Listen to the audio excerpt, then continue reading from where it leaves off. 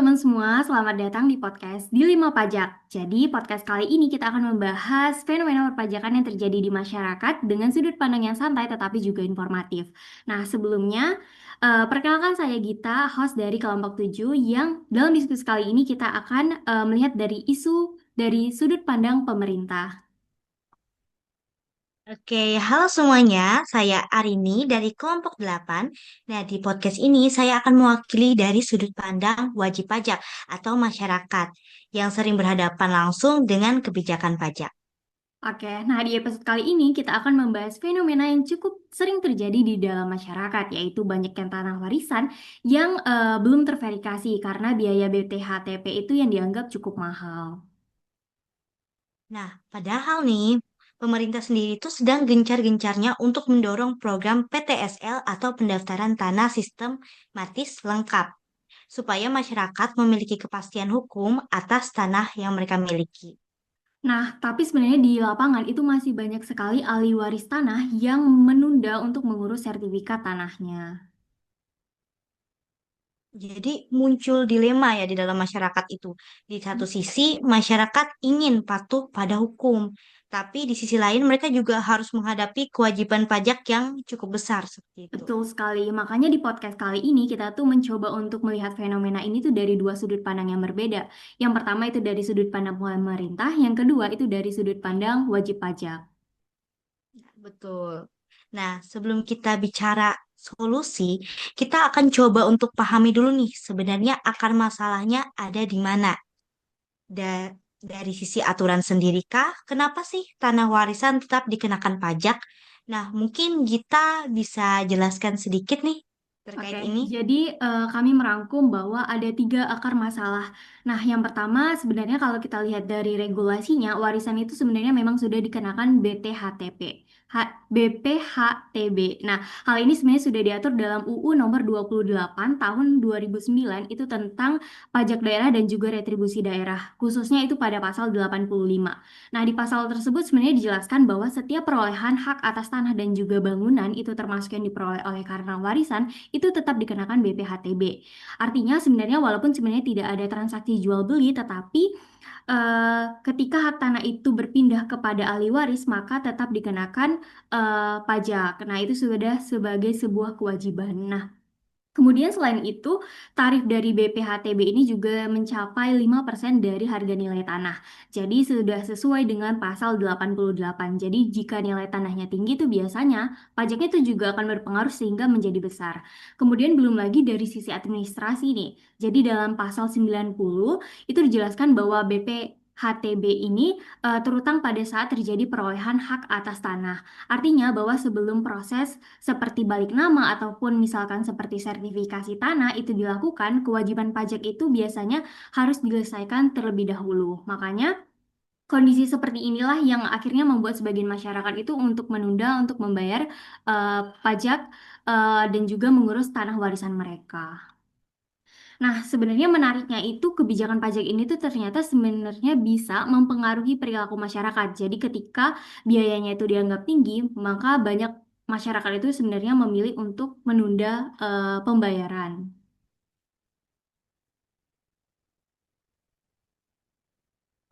Sebaliknya, kalau ada keringanan, biasanya masyarakat itu lebih terdorong ya kan Mhm. untuk mengurus sertifikat tanah mereka. Betul. Nah, untuk melihat gambaran itu sebenarnya kami sudah menjabarkan sedikit. Mungkin Nadine bisa membuat simulasi sederhana nih agar mungkin teman-teman paham juga. Oke, jadi di sini kita memberi contoh untuk nilai tanah warisan sebesar 500 juta, tarif BPHTB-nya 5%, dan NPOP TKP-nya sebesar 150 juta. Untuk NPOP pembelian sebesar 500 juta, NPOP TKP 150 juta, NPOP PKP sebesar 350 juta, jadi BPHTB-nya 5% dikali 350 juta, yang hasilnya yaitu 17.500.000. Jadi di sini kita membuat permisalan kalau ada 10.000 tanah warisan. Jadi kalau BPHTB-nya tetap normal, tingkat kepatuhan masyarakat hanya sekitar 30%, yang artinya hanya sekitar 3.000 bidang tanah yang tersertifikasi. Tapi penerimaan pajaknya sekitar 2,5 miliar.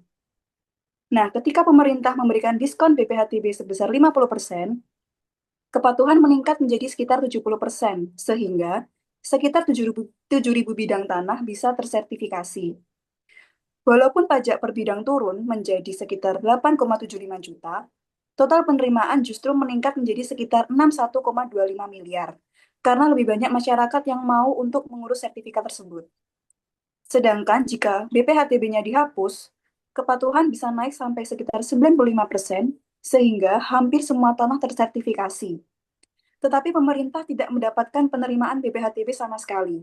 Jadi, kesimpulannya dari simulasi ini bisa dilihat bahwa kebijakan pajak sangat mempengaruhi perilaku masyarakat. Wah, menarik banget ya.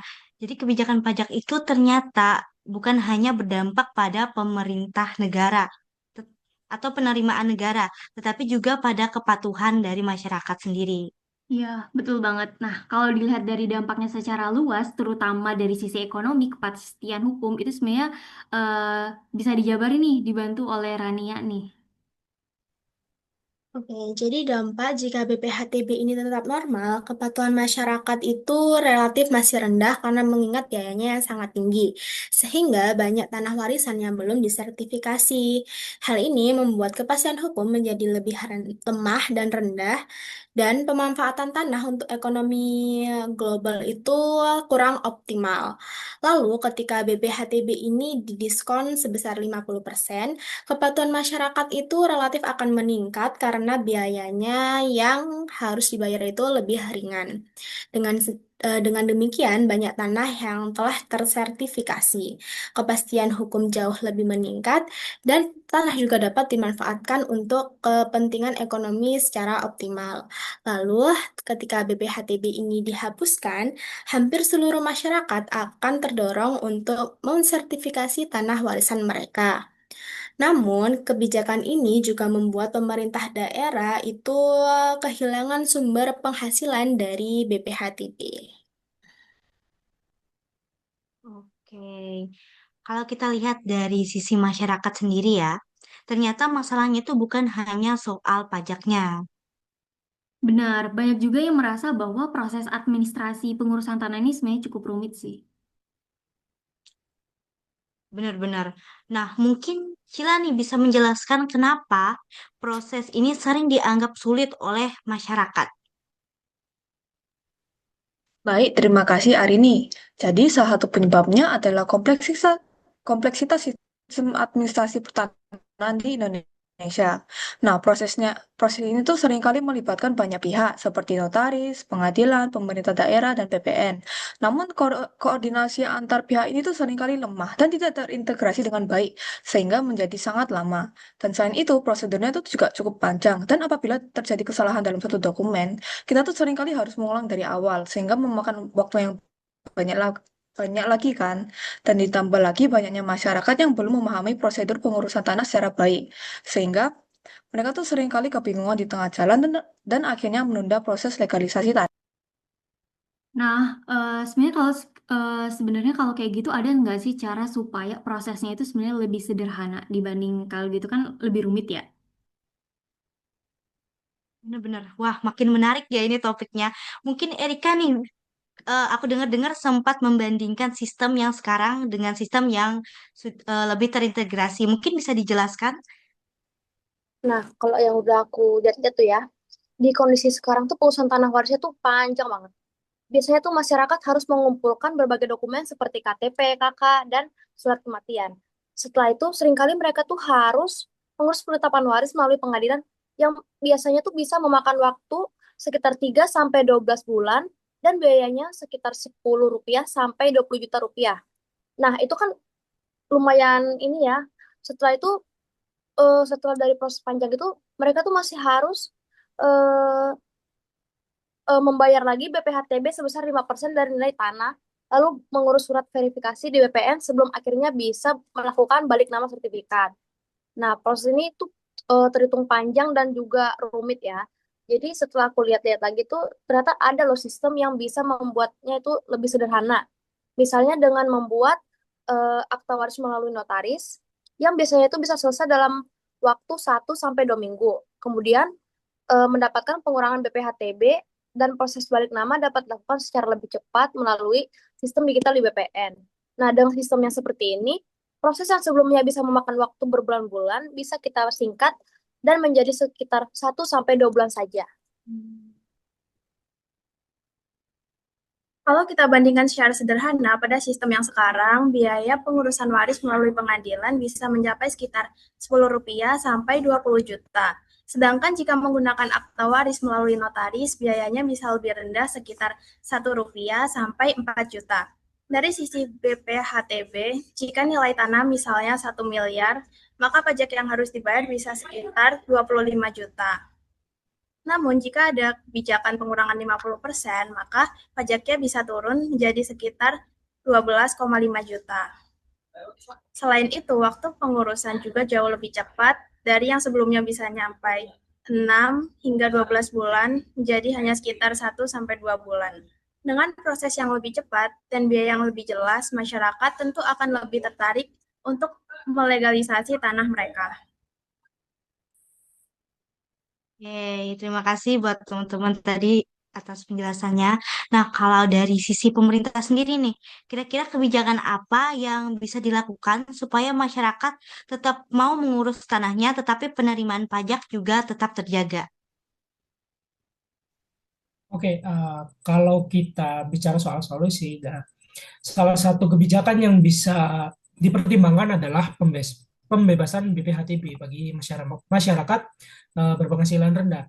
Nah, tujuannya apa sih? Tujuannya dari kebijakan ini itu sebenarnya cukup sederhana, teman-teman, yaitu memberikan keringanan kepada masyarakat yang kondisi ekonominya terbatas, terutama ketika mereka harus mengurus peralihan hak atas tanah atau bangunan karena warisan. Nah, seringkali itu dalam situasi seperti ini, ahli waris itu justru terbebani oleh kewajiban pajak. Padahal mereka sedang menerima aset dari keluarga yang mungkin juga tidak bernilai terlalu besar. Nah, dengan adanya pembebasan BPHTB ini, bagi masyarakat yang mungkin berpenghasilan rendah, ahli waris itu tidak perlu lagi menanggung beban pajak tersebut. Jadi proses pewarisan itu bisa berjalan lah lebih ringan dan tidak memberatkan secara finansial. Nah, sementara itu untuk masyarakat yang memiliki properti yang lebih nilai properti yang lebih tinggi, kewajiban pajak itu tetap berlaku seperti biasa. Jadi dengan cara ini sistem perpajakan itu tetap berjalan, tetapi juga bisa lebih adil dan mempertimbangkan kondisi ekonomi masyarakat. Mungkin seperti itu. Terima kasih. Nah, kita tuh punya solusi lainnya sebenarnya, yaitu adalah kita bisa memberikan diskon nih sebesar 50% dalam pembayaran BPHTB-nya dalam periode waktu tertentu. Nah, tujuan dari kebijakan ini itu sendiri adalah untuk mendorong masyarakat nih, khususnya ahli waris itu agar segera mengurus proses balik nama atau sertifikasi tanah warisan mereka gitu.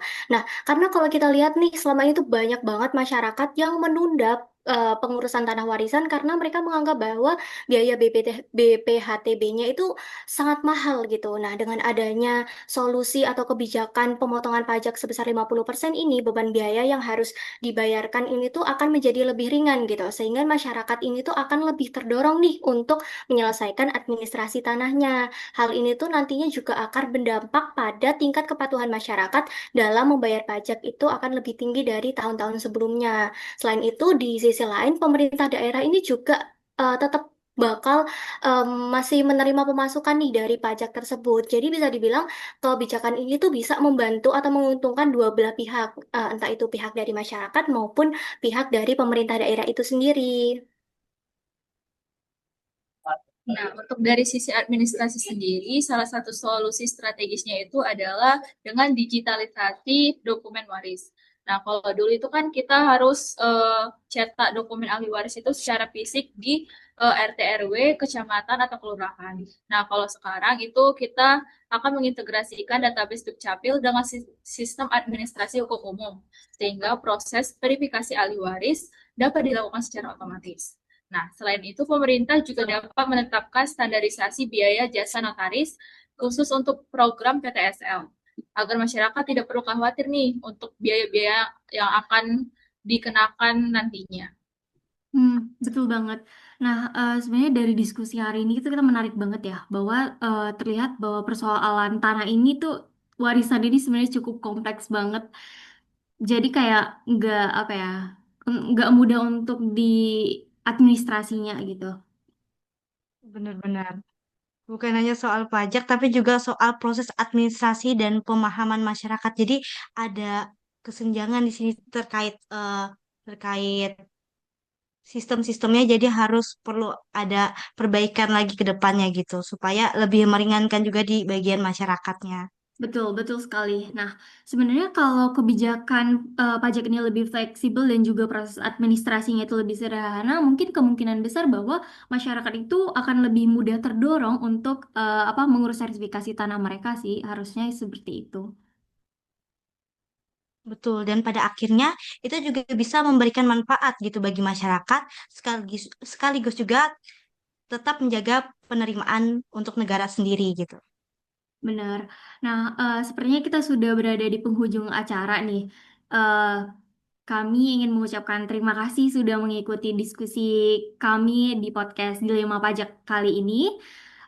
Saya Virgita selaku podcast dari kelompok 7.